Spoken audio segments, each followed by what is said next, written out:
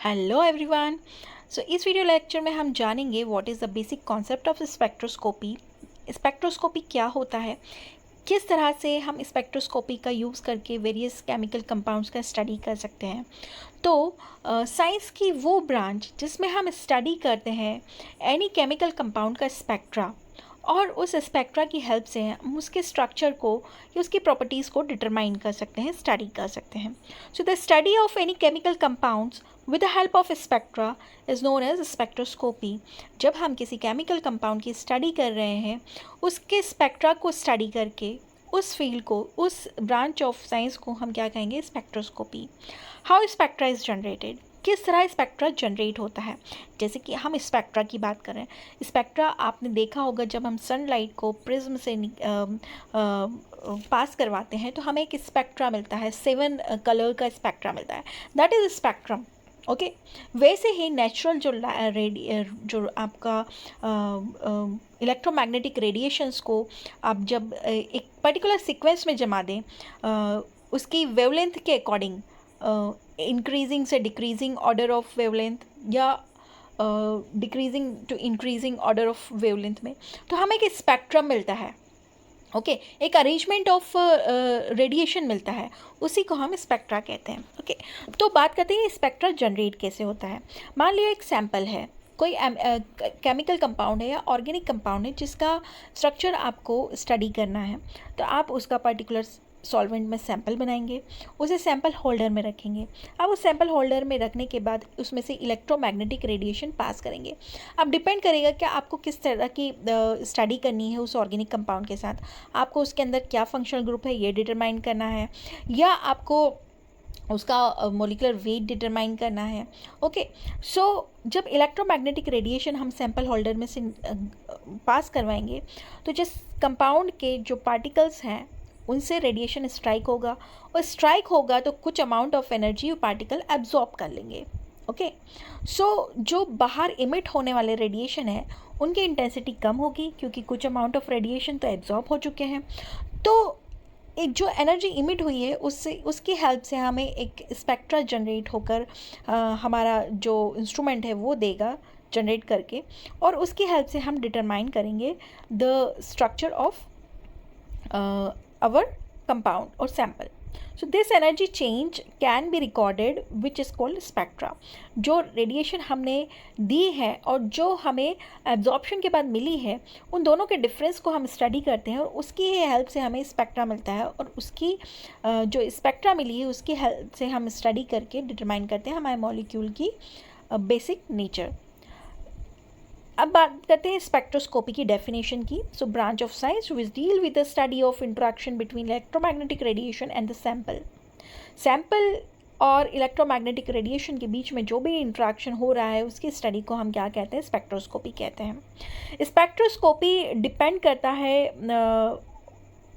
दो टाइप का होता है कि वो मैटर के साथ किस तरह से इंटरेक्ट कर रहा है।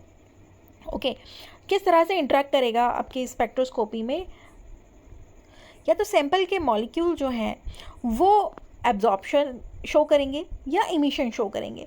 तो spectroscopy can be absorption spectroscopy and can be emission spectroscopy. So the electromagnetic radiation पहले हम देख लेते हैं कि इलेक्ट्रोमैग्नेटिक रेडिएशंस क्या होते हैं।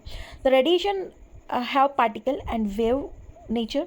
हमें पता है कि जो इलेक्ट्रोमैग्नेटिक रेडिएशन होते हैं वो ड्यूअल नेचर के होते हैं। ड्यूअल नेचर मतलब उसमें इलेक्ट्रिकल प्रॉपर्टी भी है, उसमें मैग्नेटिक प्रॉपर्टी भी है। So because of which radiation have its own electric field and magnetic field. Dual nature की वजह से उसकी एक इलेक्ट्रिक फील्ड है, एक मैग्नेटिक फील्ड है। And when this radiation strike to any particle, जब वो रेडिएशन, कौन से रेडिएशन, इलेक्ट्रोमैग्नेटिक रेडिएशन किसी पार्टिकल से स्ट्राइक करते हैं, पार्टिकल मतलब जो सैंपल है, सैंपल होल्डर में जो सैंपल है उसके मॉलिक्यूल से जब स्ट्राइक करते हैं रेडिएशन, तो एनर्जी में चेंजेस आते हैं। Okay, so interaction of radiation with matter is of two type. जब रेडिएशन आपके सैंपल के साथ इंटरेक्ट हो रहा है तो दो टाइप के इंटरेक्शन होंगे उसमें, एब्जॉर्प्शन इंटरेक्शन होगा या फिर इमिशन इंटरेक्शन होगा। एब्जॉर्प्शन इंटरेक्शन क्या होगा, जब आपने रेडिएशन सैंपल में नहीं डाले थे तो उसके सभी जो मॉलिक्यूल है, एटम है, वो क्या होंगे, उनकी एनर्जी कैसी होगी, लो होगी, और कह सकते हैं कि वो जो है ग्राउंड स्टेट पे है अभी, ओके, इलेक्ट्रिकली ग्राउंड स्टेट पर है, अभी उनके पास कोई एनर्जी नहीं रही है, ठीक है। तो जैसे ही हमने रेडिएशन उन पे ऊपर डाले, पार्टिकल एनर्जी अब्जॉर्ब करता है और ग्राउंड स्टेट से एक्साइटेड स्टेट में चला जाता है, ओके। सो ये होगा एब्जॉर्प्शन स्पेक्ट्रोस्कोपी, ओके। और जब आपका पार्टिकल एक्साइटेड स्टेट से ग्राउंड स्टेट में आता है, बाय लूजिंग सम इलेक्ट्रॉन को लूज करते हुए आएगा, क्योंकि वो अपनी जो एनर्जी उसने गेन की थी उसको जब वो नीचे आएगा तो उस एनर्जी को लॉस करता हुआ आएगा, ओके। तो that is called emission spectroscopy. Absorption में ग्राउंड स्टेट से इलेक्ट्रॉन्स हायर स्टेट में जा रहे हैं, एक्साइटेड स्टेट में जा रहे हैं, और इमिशन में एक्साइटेड स्टेट से पार्टिकल जो है वो ग्राउंड स्टेट में आ रहा है। That is a basic difference between emission and absorption spectroscopy. अब हम बात करते हैं इलेक्ट्रोमैग्नेटिक स्पेक्ट्रम की। इलेक्ट्रोमैग्नेटिक स्पेक्ट्रम इज़ ऑब्टेन, कब हमें मिलता है इलेक्ट्रोमैग्नेटिक स्पेक्ट्रम? जब हम रेडिएशन को अरेंज कर दें, हमारे पास जितने भी रेडिएशन है हम उनको अरेंज कर देते हैं इंक्रीजिंग वेवलेंथ के अकॉर्डिंग, उनकी बढ़ती हुई वेवलेंथ के अकॉर्डिंग, या फिर डिक्रीजिंग फ्रिक्वेंसी। जैसे जैसे वेवलेंथ इंक्रीज होती जाएगी वैसे वैसे फ्रिक्वेंसी डिक्रीज होती जाएगी, okay. That is the correlation between wavelength and frequency.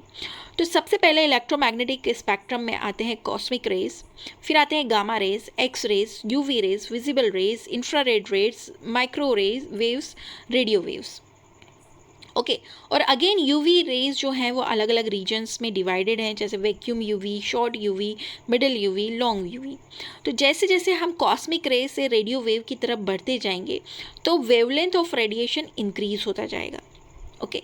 जैसे हम जानते हैं रेडियो वेव्स जो हमारे टेलीविज़न में यूज़ होता है, रेडियो जो है उनके प्रसारण में यूज़ होता है, ओके। क्यों यूज़ होते हैं? क्योंकि इनकी जो वेव्स हैं, इनका जो वेवलेंथ है वो बहुत वाइड है, ओके। लॉन्ग वेवलेंथ के रेडिएशन होते हैं और ज़्यादा डिस्टेंस कवर कर सकते हैं रेडियो वेव्स, ओके। वहीं देखा जाए कि कॉस्मिक रेज की जो वेवलेंथ होती है बहुत कम होती है, शॉर्ट होती है, और वेवलेंथ की जो यूनिट होती है वो नैनोमीटर होती है। वहीं इसका उल्टा, अगर आप रेडियो वेव से कॉस्मिक रेज की तरफ आएंगे तो फ्रीक्वेंसी इनकी हाई रहेगी। रेडियो वेव की फ्रीक्वेंसी सबसे कम होती है बट वेवलेंथ सबसे ज़्यादा होती है। वहीं कॉस्मिक रेज की वेवलेंथ जो है वो सबसे कम रहेगी बट इसकी फ्रीक्वेंसी जो है वो सबसे ज़्यादा रहेगी। कॉस्मिक रेज फ्रीक्वेंसी कहें तो उसकी एनर्जी भी कह सकते हैं, ओके। और रेडियो वेव्स में एनर्जी कम रहती है बट जो उसका वेवलेंथ होता है बहुत ज़्यादा होता है। वहीं बात करें हम तो एडवांटेज ऑफ स्पेक्ट्रोस्कोपी की, तो सबसे पहले यहाँ पे हम स्टडी करते हैं किसी भी ऑर्गेनिक कंपाउंड के एटॉमिक एंड मॉलिक्यूलर स्ट्रक्चर को हम डिटरमाइन कर सकते हैं। यहाँ पर टाइम जो है वो बहुत कम कंज्यूम होता है, very less time consuming process होता है spectroscopy as compare to traditional method जहाँ पर हमें घंटों लग जाते थे सैंपल को एनालाइज करने में। देन सैंपल अमाउंट जो यहाँ पर रिक्वायर्ड होता है वो बहुत स्मॉल क्वान्टिटी ऑफ, मतलब 1 ग्राम सैंपल से आप काम कर सकते हैं, ओके। एंड कॉस्ट इफेक्टिव भी होता है, okay. So this is the basic introduction of spectroscopy. Next video we will discuss about various type of interaction and how spectra is generated.